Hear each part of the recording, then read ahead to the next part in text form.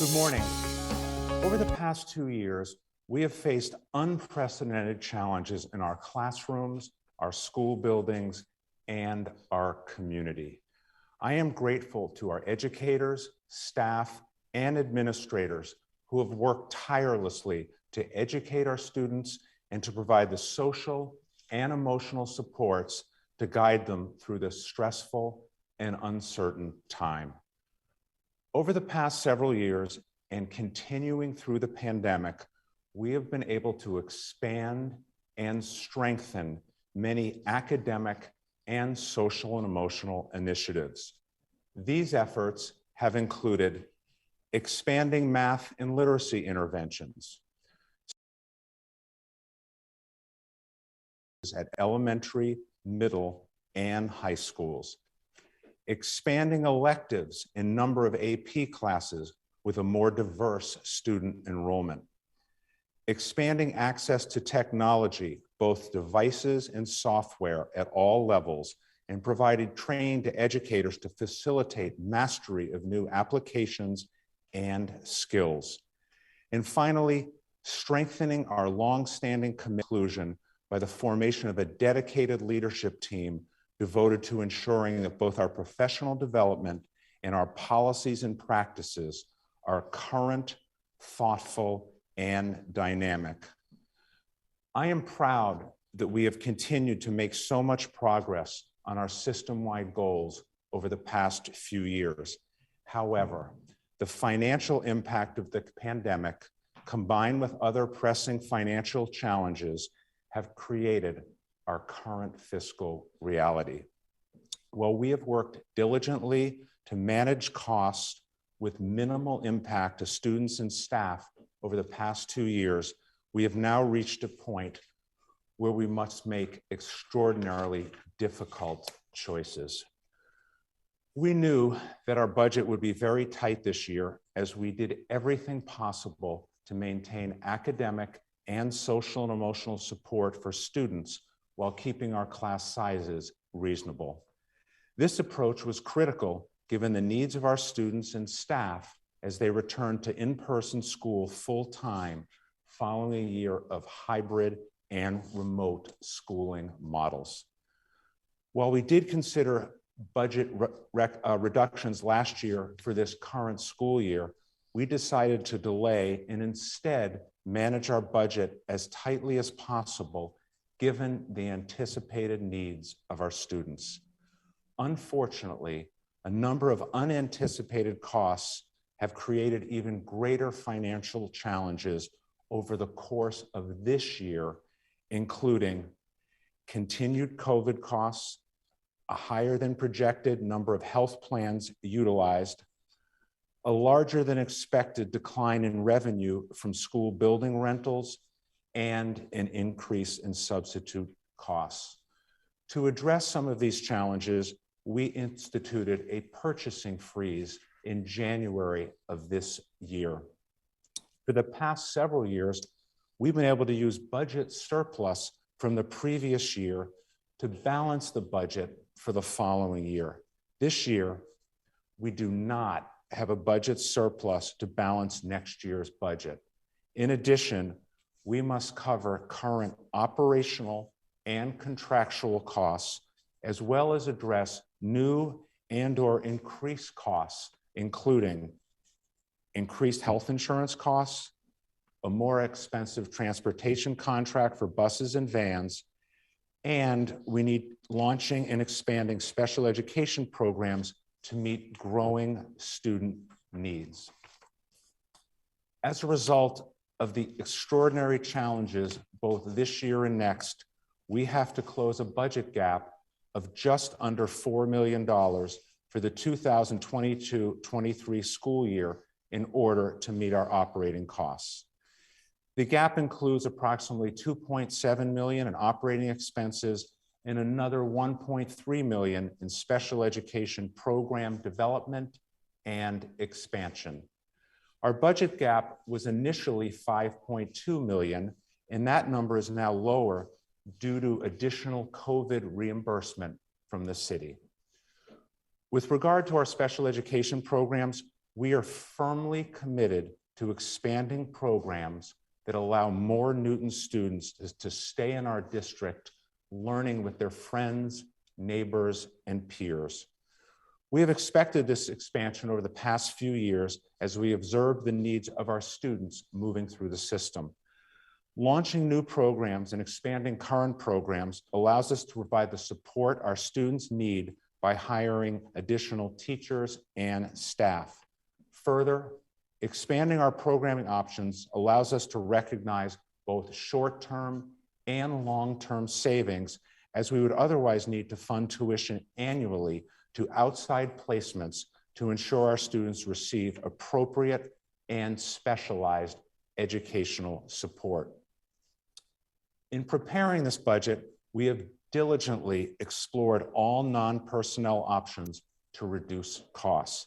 However, because 88% of our budget is personnel and the remaining 12% is largely fixed, we now have no choice but to make extremely difficult personnel reductions to balance the budget. The heart of our district is our employees, and making any changes at all is exceptionally difficult. In sum, we will reduce approximately 40 staff positions due to the budget gap and another 13 positions due to declining enrollment. We will also add approximately 10 positions to support the expansion and creation of new special education programs.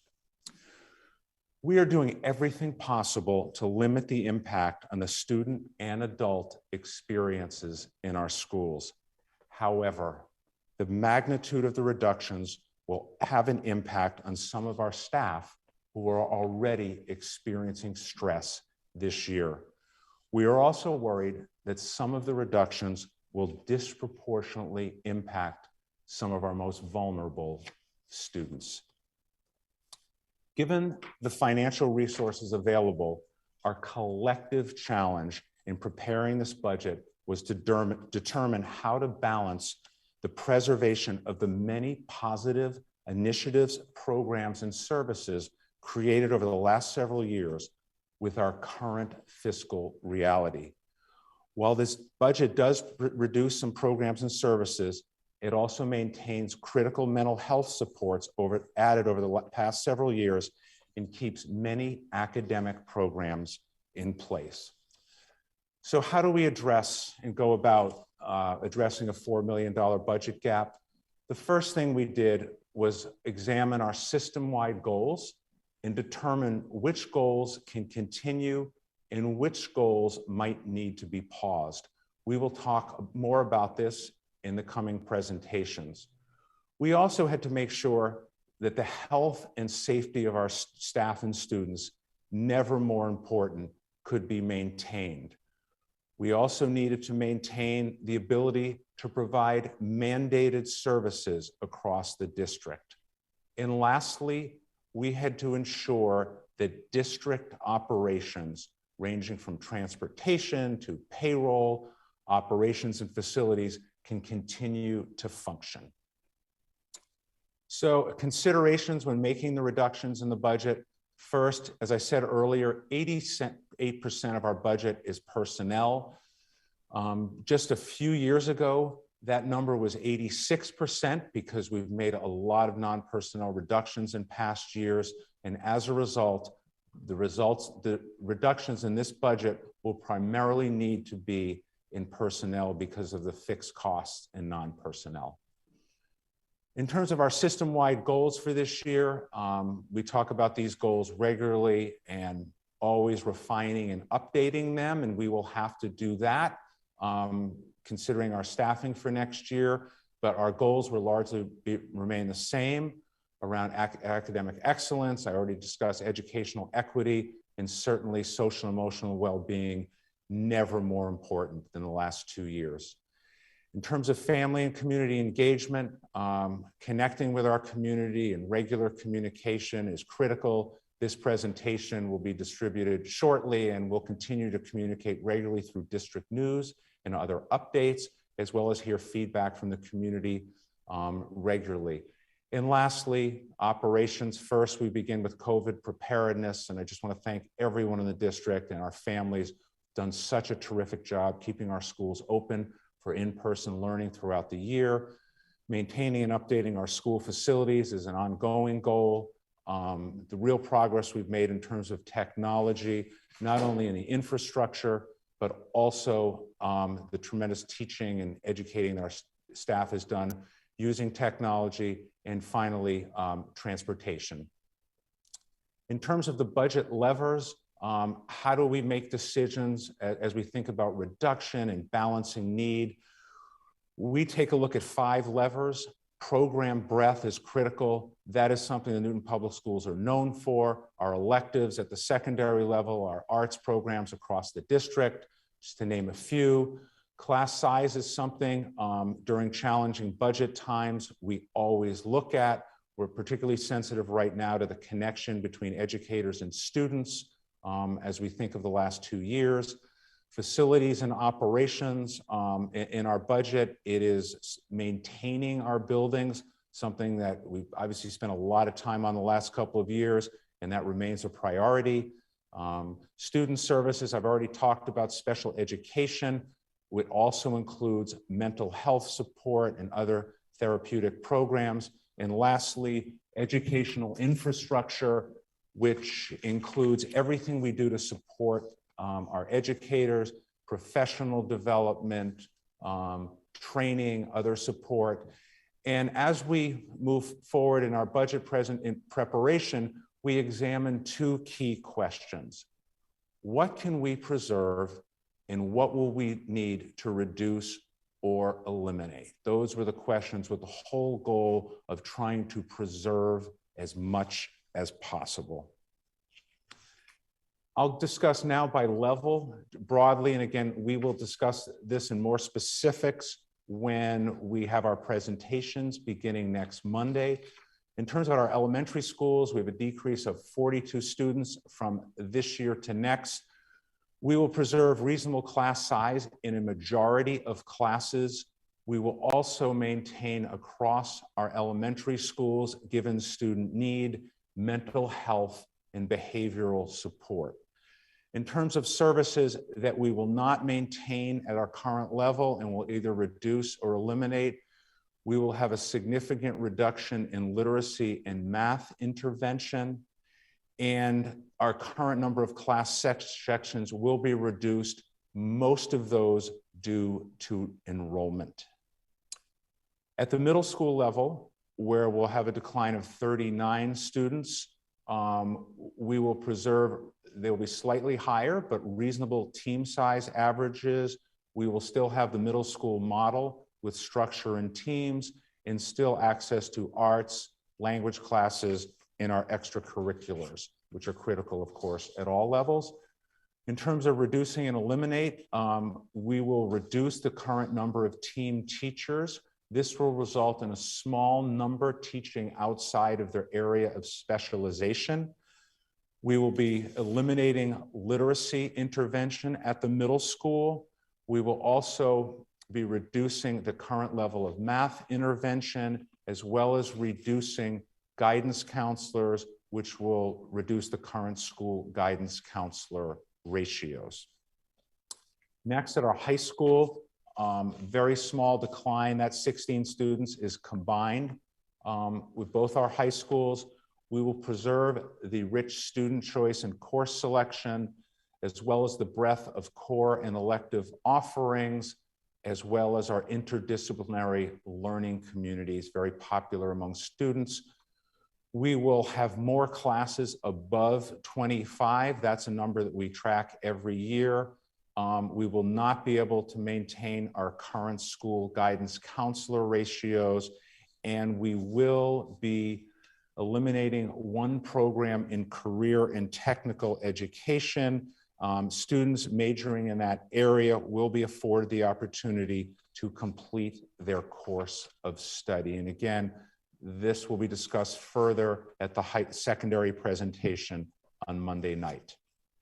In terms of student services, what can we expect next year in our budget proposal? We can expect robust and comprehensive programming to meet a wide range of student needs. I discussed how we do that earlier. We also will largely preserve social and emotional supports and services.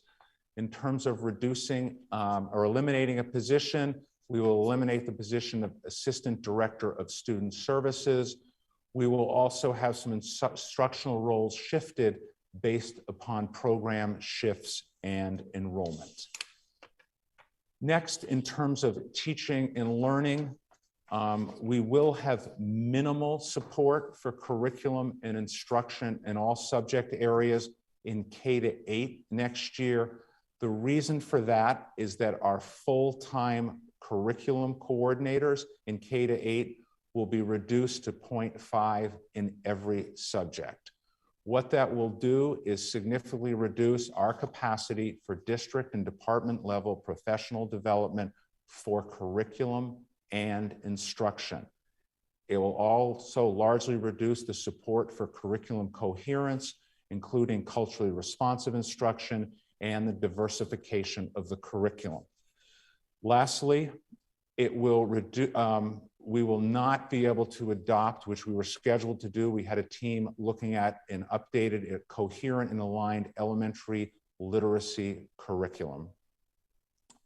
In terms of English language learning, we will preserve staffing due to the needs of our students in support for our English language learner department.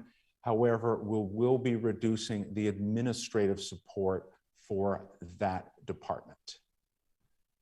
Information technology, we have made a lot of progress in technology over the course of the last couple of years, a great credit to our terrific team. We will preserve the current level of technology and equipment to support our one-to-one program at the secondary level.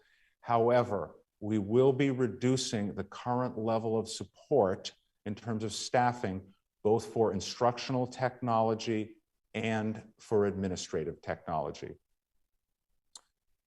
And human resources and diversity, equity, and inclusion.